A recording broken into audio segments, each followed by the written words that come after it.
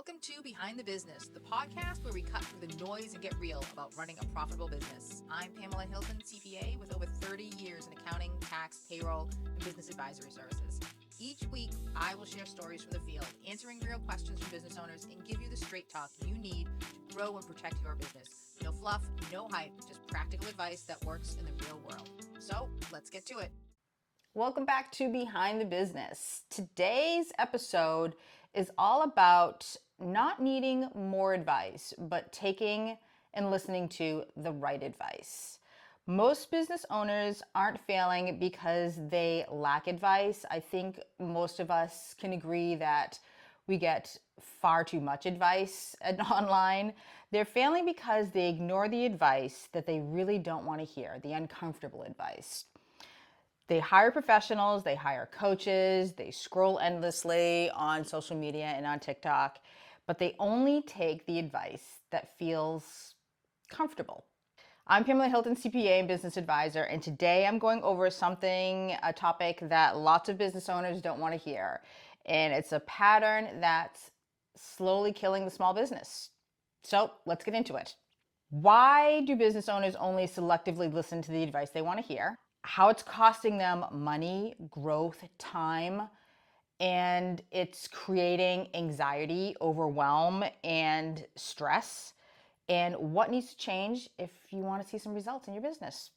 So this is the hard truth that nobody wants to admit. Most business owners, they do seek out advice. I will say that. They endlessly seek out advice, to the point where that's all they do is the advice seeking. But they don't ever implement it, or they will take only the advice, like I said, that they feel comfortable with. And you fall back, and we all do this, we fall back into our comfort zones. And that's not taking advice, that's just validation, right? And I think at some point in our lives, we've all done that.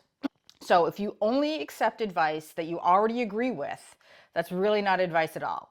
That's just getting confirmation of a habit that you've already had. That's just confirmation of your bad habit. So if you want to grow as a business owner, if you want to take your business to the next level, you have to get out of that comfort zone, and you have to listen to the advice of experts who know more than you. And if you take a step back, I think you'll realize that all of these very wildly successful business owners are not working in their business. They are delegating, and they're seeking advice of those who know way more than them in fields that they are not, they don't have experience in. They're seeking that advice and putting it to work for them. And you have to kind of take a page from that book. Now, a lot of you are going to say, well, I can't afford all those experts. But yes, you can. Of course you can. There's tons of experts out there that you can afford, and you can't afford not to, because I'm going to get into this. If you don't take the advice of these experts, then your business is just going to stay very stagnant, and you're going to burn out. You're going to have a lot of overwhelm and burnout. So, examples of only taking the advice you agree with is asking about tax strategies, but not putting them into place. Asking about pricing, but not actually making any changes. Asking about expenses and cutting back on expenses, but not actually implementing anything or changing any of those implementations. Asking about tax planning, but then not doing that. Asking about, implementing retirement plans or 529 plans or things like that, but then not actually taking the step and actually implementing it, putting those plans into action, the action step that you need to do that thing. And then going one step further, and then going back into your comfort zone and seeking validation in those Facebook groups, and then seeking the counter advice because you don't want to hear the advice that actually makes you take those actions, and seeking the comfort advice, the validation advice from the Facebook groups and the other thing. And the thing about those Facebook groups, and I've talked about this on the podcast, is those Facebook groups are filled with other business owners making the very same mistakes that you're making. So you guys are all in the same boat, sharing all the same advice and validating each other on all of the mistakes that you're making within your own business. And you guys are all kind of staying in that, tamping down your growth because you're not taking the advice of the CPAs out there, the lawyers out there, the financial planners out there who are the experts in their fields. I've been in plenty of these Facebook groups, and I comment in there every once in a while, but I really don't comment anymore in these groups because I've often been overruled by people with no credentials whatsoever. So I don't do that anymore. So those are the types of things where, if you're going to ask for the advice and it doesn't feel so comfortable to you, or you disagree with it right off the bat, your initial reaction is to disagree, or I don't think I heard that somewhere else and I didn't hear that same thing online. Take a step back and think about it for a little bit. And think about why you heard something contradictory online about whatever advice you got from this expert that you've sought advice from. And think about what this expert told you and what advice you heard that's contradictory, and weigh why you're hearing the contradictory advice and what's really going on here. Is it that you're really seeking validation, or that you're hesitant to actually take the expert advice in the first place?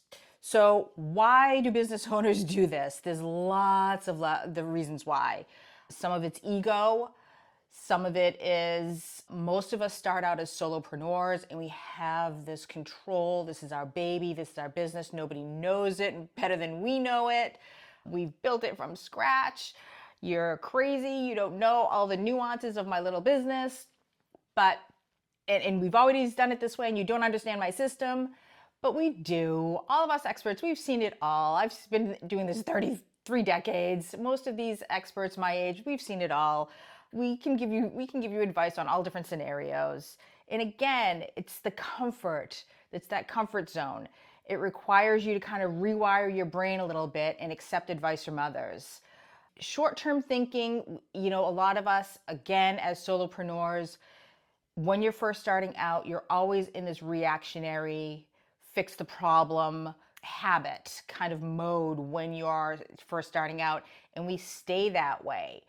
And if you want your business to level up, you have to reach that plateau in your business where, again, you've heard this term, working on your business instead of in your business. You have to reach that level where you're not putting out the fires, you're managing things and you're delegating things so that other people are putting the fires out and you're being proactive instead of reactive. It's short-term thinking. And it's also, you're thinking about the short-term cost of it as well. The psychology of it is, let me just do this real quick and so I can get some breathing room, and then we'll think about a long-term fix for that problem later on. But the reality is we don't go back to it, do we? Problem fixed, moving on. So that's why we do the things we do when we're seeking advice, right? We fix the problem, we move on, and then we don't need that advice anymore. So what this really looks like in real life, and what I see in my practice all the time, I see this coming out as ignoring the accounting system, which again, you'll see me talk about this over and over and over again. Your accounting system, and it's not just the software, it's the whole system that goes into it. That's the foundation of everything. And if you don't feel like that's important, then scroll on. It's your business, it won't have a very strong foundation from the get-go. So ignoring advice about implementing things within your accounting system, I see that constantly in my profession. Refusing to invest in that, investing in the accounting system and making that really strong, making sure that it's working properly, recording the revenue, sending out invoices, paying bills, making sure it's tracking things properly, making sure that you can set your goals from that and record it in setting your profits and paying your employees, all of that, paying yourself, knowing how much to pay yourself, building your wealth. This is the whole system you've created so that you can build wealth for your family. If that's not working properly and you're not investing in that, then you're going to have a real shaky system constantly. You're going to have a shaky business always. Not planning for taxes and then being shocked that you owe so much and making panicked phone calls to me during tax season and after tax season because you've ignored the advice all year long. Avoiding conversations, not making meetings, not keeping meetings, avoiding looking at your accounting system, delaying paying yourself because you don't know how to pay yourself. All of these things, this is how it kind of manifests itself in your business. So if any of this sounds familiar, maybe you take a little bit more, a harder look at things. Not implementing tax strategies or having zero tax strategy in your business. We usually, for all of our business clients that we do monthly work for, we have some sort of tax planning. We do it 3 quarters into the year for our clients. So if you're not taking advantage of tax planning for your business, that's kind of an avoidance technique. So that's what it really looks like when it comes to choosing the validation versus advice taking. And if you are working with a tax strategist, a business coach, looking for tax workshops or getting freebies online or low cost handouts and things like that from anybody who's not a credentialed CPA or anybody who actually is a practicing tax professional. These people who, you have to be working with somebody who's not actually an influencer, who's an actual preparing, practicing CPA, somebody who has credentials, who is licensed, who is, we have education requirements, continuing education requirements. These influencers out there are just Googling stuff. So that's where you should be getting your advice from, and getting advice from influencers and popular things that show up on your feed is, again, kind of one of those avoidance tactics. So I see this every day. You're asking the right questions as a business owner, and sometimes you're getting the right answers, and your brain acknowledges the right answer, but it's hard to implement it. That's maybe where it ends, and the follow through, if you will, is difficult for some people. And if that's the case, that's okay too. Your CPA can help you with the follow through.